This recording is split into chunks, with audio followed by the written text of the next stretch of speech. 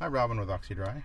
And who are you with? I'm with Town and Country Carpet Upholstery Care. Okay. Try and say that 3 times fast. Try to say it again.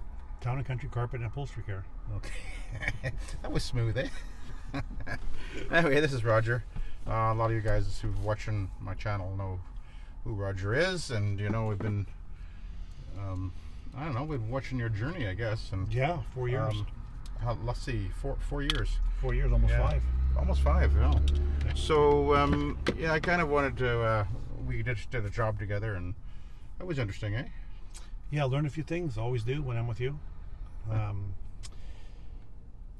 I kick it off with my main idea? What's that?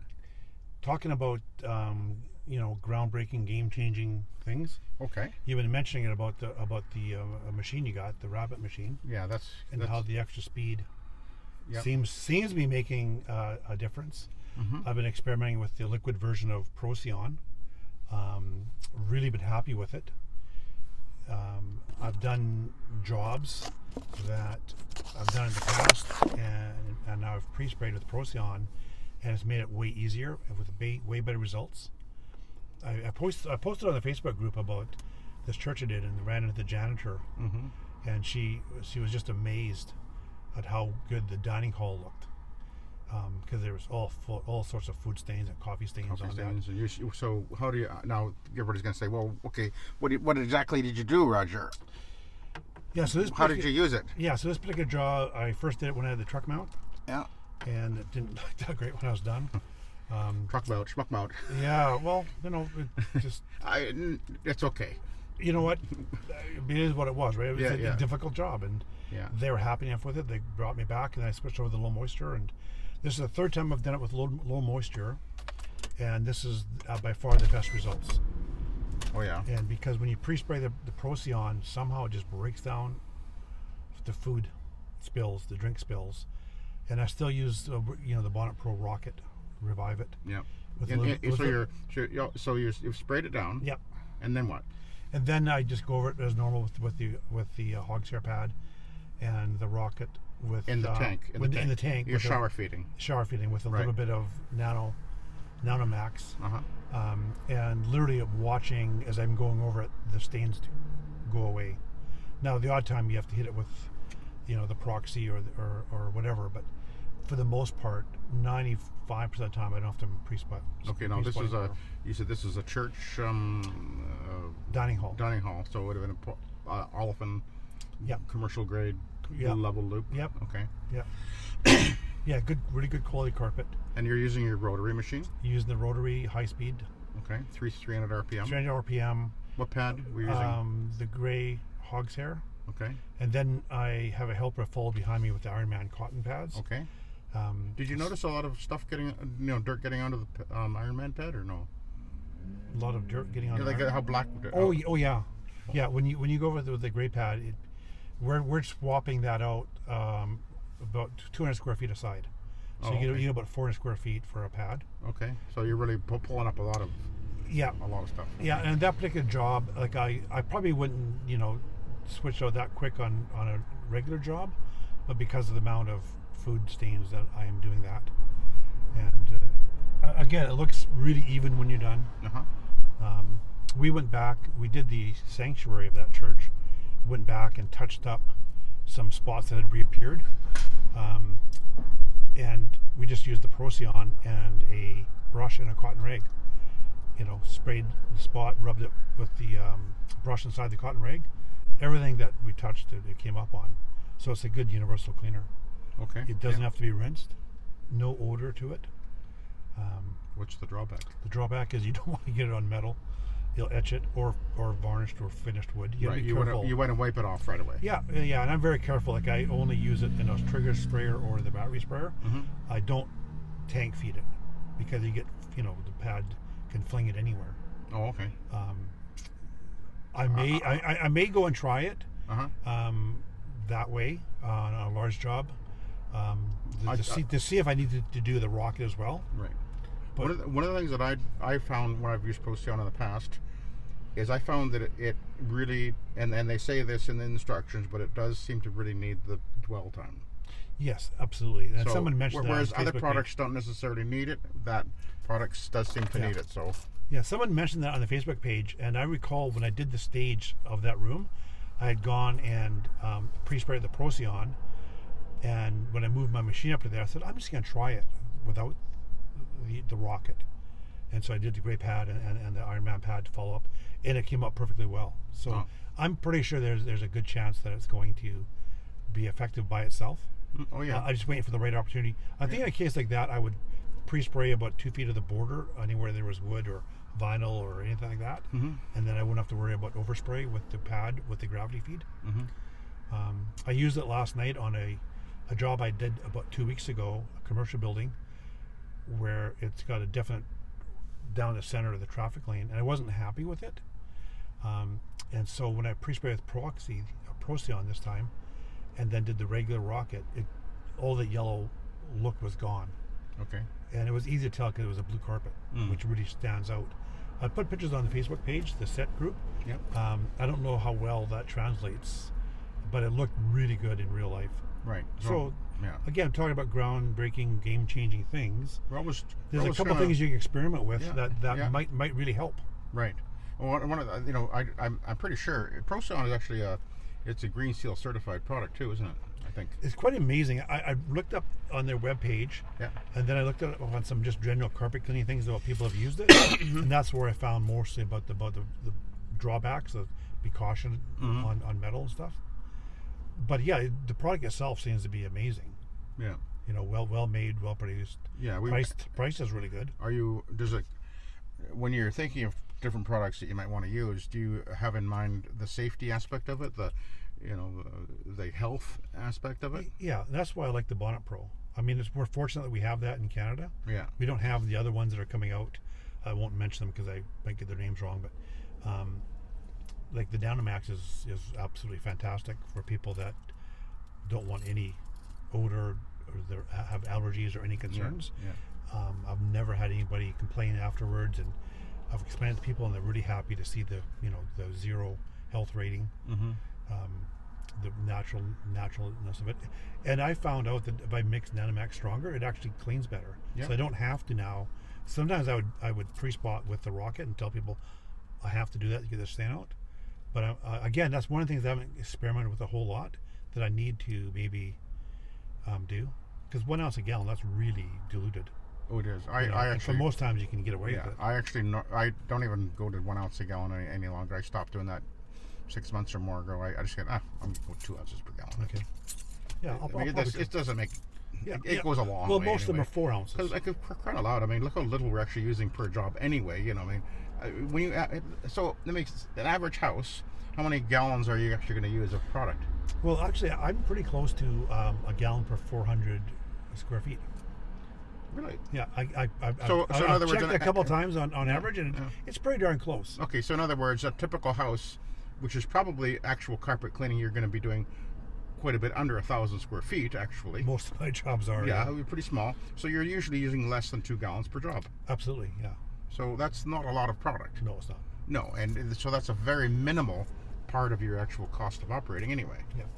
So the higher priority as far as what to look for in a product isn't necessarily the cheapness of it, because you got to go by price per ounce, not necessarily price per gallon. Because you might buy something that's okay, yeah, that's $50 for a gallon, and that one's $70 per gallon. But the one at $50 per gallon, maybe it says 8 ounces per gallon to use. The other one says 4. So obviously, you do your math. It's like, okay, Exactly. well, actually, the more expensive per gallon is less per ounce. Yeah. Yeah, So- the bigger thing is what's the results. If I Absolutely. add more, do I get either a better result or do I get the result faster with less effort? Right. And that's really what I'm looking for. Yeah, more than anything, you're looking for the performance. Absolutely, because time is money, right? And you're going to make up the cost of the thing by doing it half hour quicker. Yeah. Honestly, like, what do you make an hour? You take half of that. That's more than a jug of. Yeah. That's more than a whole jug, right? Yeah, So- yeah. I'm amazed how far these products go, and as far as the performance goes, it's always that's the number one priority, and the safety. I'm not going to use something that's got a health rating of 3 or 4. I mean, I guess there's products out there that I don't know. Yeah. But anyway, you got to be thoughtful about those things, I guess. The other game changer thing I'm finding, and I mentioned this in a previous video we did, was using the Oric with the black brush to pre-scrub traffic lanes. And I want to get your feedback on that, as opposed to putting a actual brush on the bottom of the rotary. We know from studies that have been done that the pads clean better than the brushes do. Yes. But I think having the brush to pre-spray or do a traffic lane to work it in better might be another game changer. One that makes a huge difference. But I don't have a soft enough brush. I've got one, but I've got to work it in still. Someplace where I can run on concrete or something to soften it a bit. I don't have a nice one like you have. Well, actually, the one that I've been using is for the MD180. When I put it underneath my Rabbit, it flares it out even more. Quite a bit more. So I thought I wasn't going to be able to use it because it has a different size clutch on it. But I was able to put a riser on it and then put a universal clutch on and make it work. But when I put, I think they're coming for you, Roger. Oh no, they're going away. So brush versus normally speaking, the fiber pad, especially the Hogshair fiber pad, is going to scour the soil off the carpet more effectively because the brush has far less contact points per square inch than the fiber pad would. However, where the brush has the advantage is if you're dealing with a longer yarn pile. And that's what I'm thinking of. Kind of work into like those decorator rugs and everything. But how often do we actually do those? Not that often, really. Yeah. I probably do one a week, maybe. Typically, I have the Oric in the house because I'm doing the stairs anyways. Yeah. And so then I have gone on the traffic lanes, and I've noticed either it made it way easier, way less time spent with the rotary, or it just overall did a better job. And again, that's the luxury of the way we do stuff, because we have the time to experiment on a job. And I have actually gone on one particular customer I do every year. I actually clean it as normal with a rotary, and then she has 2 steps. There's a succulent room with 1 step down on each side. I have the Oric out anyways. I will actually go and do the bottom part of the rug where it joins up to the stair and find that the Oric with the cotton pad pulls up a little bit extra. Enough so that I go, okay, this looks, enough of an improvement. I hope that makes sense, but sometimes the only improvement is you can see you've taken more soil because the pad's dark. Yeah. A lot of times you can't tell visually. Yeah. But that's a area where it's going to get more traffic. So. But having the choice to use these different things keeps you going anyway, right? Keeps you thinking all the time. Yeah, that's one of the first things you taught me, actually. Yeah. And it's actually I said, Roger, you were going to start thinking now. Yeah, it's actually it makes the job more fun. You going, whatever I did this. Yeah, and I think that is actually one of the things that I find that, and I find more so with using the rotary is there's more thinking involved in what you're doing.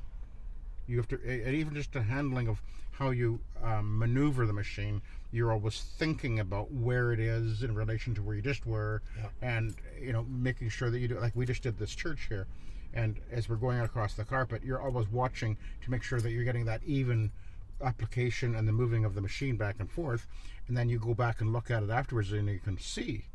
Yeah, it's very even. The first thing you said was, "Wow, that looks very even." Yeah. And that's the key. It's not simply you make the carpet clean here and less clean over there. That's a bad idea. You want to have a nice even appearance, and that you can get when you're skillful with the rotary. Because as I mentioned when we were doing the job, I asked Roger. I said, compared to how you handle the rotary now, as far as the actual maneuvering of it, do you see the difference now as opposed to when you started 4 years ago? Do you understand now? Because I said to you long ago, you're going to realize as you go forward how much more you're going to learn as you go forward. Because how you did it back then 4 years ago compared to now it's almost like you can do it instinctively, but now you look back on how you did it and go, well, I was okay back then, but not as good as I am today, right? Yeah, and as I mentioned in that interview, on jobs that I've done over the years, I'm seeing that my technique is better and I'm getting the job done sooner. Right. You It's know, not getting- necessarily getting- you're not getting necessarily really good results. right. It's not necessarily that you're running around faster, but you're much more efficient in how you're doing it. That's Exactly. important. Yeah, You know, it's not like you run faster. It's just you take less steps, right. and that's an important little clue of how to get good at this. It's not about how fast you go anyway, but you can be faster just by, you know, like something as simple as you're walking to take something back to the door where you leave everything, but then you come back with the next thing you need rather than go back to the door and back and forth, you know, do 2 trips, do 1 trip instead of 2. Yeah. And those are all the things that make a big difference at the end of the day. All of a sudden you've actually saved 30 minutes of time. Yeah, it's easy to save 30 minutes time by doing stuff like that. Yeah. And then you realize it as you get older. You go, yep, no, I'm getting older. I'm learning to work smarter and not harder. and then you get old and you go slow because you're getting old. Yeah. You're just telling me how you get. What's that thing? The sciatica? Sacroiliac joint. Oh yes. Yeah. Oh, Do your boy. leg exercises, everybody. You got strong legs, it won't happen to you. I got no muscle. So. No, all kind of mushy, eh? Starting to show. So the big news of the week: What's the big news? my machine caught on fire at a job. Oh yeah. That was funny. That was a gas. That wasn't funny. I posted the whole story on the Facebook page, but for those who don't subscribe to that yet, I was at a job, beautiful job, 6 area rugs, $400, an hour and a half from my house. I was out doing some other jobs in the area, so it wasn't a big deal. Almost always have my backup machine on the truck. Almost always. Almost always. This time I didn't. First rug, spark, snap, smoke. So I had to leave that job and head to Kelowna, and Robin fixed it in about under 5 minutes or 5 minutes. Found out there was 3 wires that were exposed and fixed all 3 of them, and so that was a 3-hour round trip, and then I had to go back to that job, so that was another hour. Now, so 4.5 hours plus, you know, the 45 minutes when I go to the job. I did send you away with another machine. Well, I was going to get to that. So 5 hours for wasn't a lot of money because I reduced the price because I ruined one of her rugs. Oh. I should take a picture of it. It's a Wayfair product. And what happened is it was a runner, and when I was going over it bunched up because I had it on another carpet. And I was using brand new hog's hair, and it scraped it. And I looked at it closely. It actually took paint. I think it's painted on or pressed on or some sort of thing like that. Yep. So I had to reduce the bill considerably. So I ended up making enough to cover my gas. Little tip about the hog's hair fiber pads. Yes. We don't use them on residential unless the carpet is going to be able to tolerate it when they're brand new. Okay. So they can be quite aggressive for sure. Yes. And in the right circumstances, yes, definitely no problem at all. However, I carry, I carry them in various stages of use, and after you've used them a few times, they're much less aggressive. So, and on certain, I very rarely going to use them on an area rug anyway.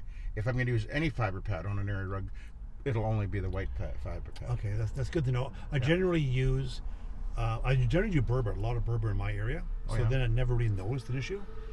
But if I ever get a cut pile, then I'll definitely use one that's already been under the machine for a while. Yeah. Because then you get a lot of friction. Because you're kind of breaking them in. When you first use them, they bite really hard. Yeah, they do. Yeah.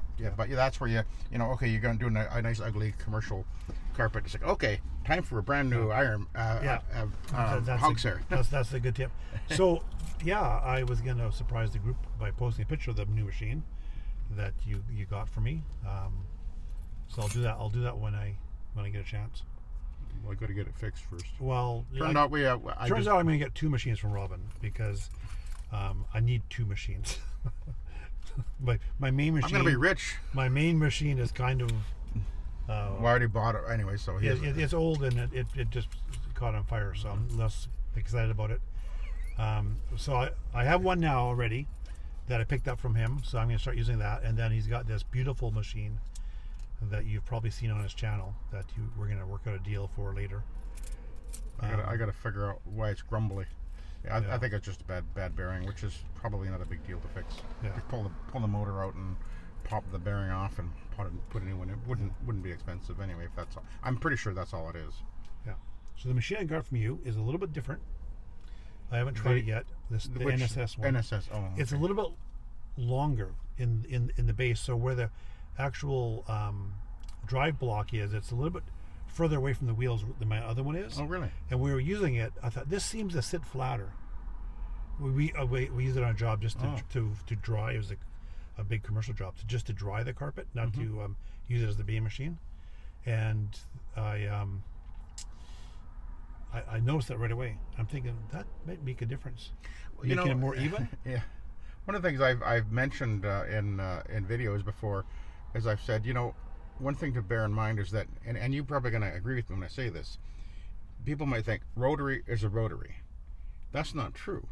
Each rotary has its own distinctive feel. Isn't that true? Like you were just using the rabbit today. Yeah.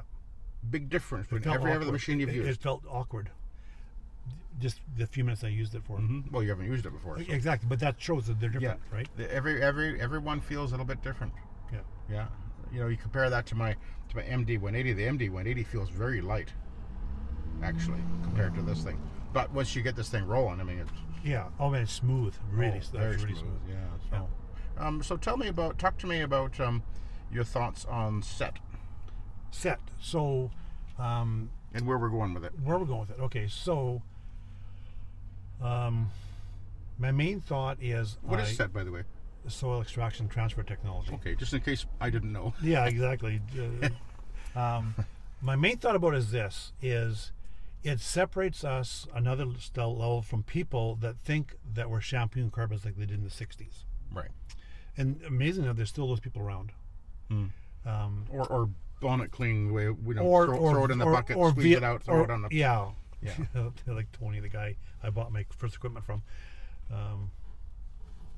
I've already told that story in the past, but anyways, yeah, even with regular VLM, very low moisture, you can still do it any way you want. You can do a 2-step, you can do a 1-step, you can whatever. But with SETT, we're setting a higher standard, pre-vacuuming, knowing the right product to use, doing the right amount of agitation, which changes. Sometimes you can get away with the 1-step. Yeah. Sometimes you can't. And so promoting on the channel, how to tell that, educating each other on what works, what doesn't work. So I see that's where it's different. It's taken more of a professional approach where we want to give the best results and know why we're getting those results and to share that with everybody. And so it's consistent across the board. Right. Regardless of which product line you have available to you. Right. Well, my thought with the SETT thing, which is I came up with many years ago, more than 10 years ago, the whole idea of it was to move away from the perception that people have of bonnet cleaning, which has not been a good perception, and for good reason. Because the way it originally started off with was take the bonnet or whatever and throw it in the bucket, squeeze out the excess, throw it underneath the rotary and zoom and a lot of cases people that really didn't know what they were doing were operating these machines because, generally speaking, janitors were doing it. Yes. And that's where it came out of that. And a lot of times it was just poor quality products, poor technique, just no real thinking about how to make this really work. A lot of bathtub chemists. That too. People just mixing up whatever, a little bit of the glugs of this and glugs of that and everything. And now that's more critical, I think, because we have more and more people who are actually very sensitive to chemistry. In fact, I've talked about ammonia before, and I have met now 2 people who told me that one customer said, if I get a whiff of ammonia, I'm in the hospital. Really? Yeah. And I had another lady told me, or another customer told me that they knew somebody who, they got anywhere near ammonia, again, like they go into like shock or something like that. And I know that, I'm not saying don't use it. I'm just saying if you're going to use it, be very aware that there are some people can have a very bad reaction to certain things, and that's one thing that they can have a reaction to. I mean, I'd never heard of that before. And you should ask. And and I have, Yeah. I do have people that call Oxy-Dry, and one of the things they ask is, what are you cleaning with? Because I have chemical sensitivities, right? Yeah. And by the way, one I of the things... love that when they phone and say that, because we got the solution for that. Yeah, we do have the solution for that. I can use Nanomax, or actually Procyon is also another product which has got a 0 health rating. So anyway, my point is that one of the things we want to promote is the safety aspect of the chemistry. Yes. And if you're going to use other things, at least things that aren't necessarily considered to be safe, at least let your customer know that ahead of time. Don't just assume when you walk in the door, I'm going to clean with whatever because I know what I'm doing, because sometimes that customer, they may have an issue that you didn't even know of. And so that's one of the aspects of our marketing is, we market that we have no odor or low odor at the very least, and we have people that call us up because they know that we can give them something that is going to be safe for them and their kids and their pets and everything. So that's an aspect of the SETT community, as it were, the group that I want to encourage those who are part of it to bear that in mind, that we need to be considering the safety aspect of what we're cleaning and what we're cleaning with, that is. So yeah, and it's open on the forum on the page, right? You can promote whichever product you're using. We're not. Yeah, we don't. I'm not. You're getting good results. Hey, let us know. Yeah. Actually, we talked about earlier about. I said, I said that quote. I don't know who had written this or on a post somewhere. They said you rarely get the full truth from someone who has something to sell. I have nothing to sell. I'm not selling anything. I don't make a product. I don't make a machine. There's nothing for sale. But that one of the things about the SETT page, the Facebook page, I wanted to make it is a place where if you're using a product, tell us about it. And it doesn't matter that you're not going to offend somebody who's in charge of the page, who's selling a product that maybe is a competing to what you're telling people about. So you can come onto the SETT page and share about anything. Yeah. We want to be, not sensitive. We want to honor the people that have pages, and they do have products. Yes. They put that page out there, partly to promote their product, but also create a place for people to talk about what they're doing. Yep. So I would honor that. I'm not going to go in and start talking about another product on their page, unless I inadvertently forget that I'm on a certain page and I talk about a product. Yeah, bragging about this other guy. Yeah, so if I've never done that, it's totally because I wasn't paying enough attention to it. So it's nice to have the freedom not to have to worry about that as well. Yeah, that's one of the things I wanted to do, and and to be respectful toward one another and encourage one another and share with the things we're experimenting with and learning about and we're on the same team. If we can all gather together, as it were, and work as a team, we'll all benefit from it, I think. Yeah, absolutely. Yeah. So. Yeah. Well, I've got to run. You got to run? I'm going back to school shopping with my granddaughter. Oh, wasn't that nice? Yeah. They just I got to go and do a little job. All right, we'll let you go. Thanks for watching. Take care. And have a good day. I got to push the button.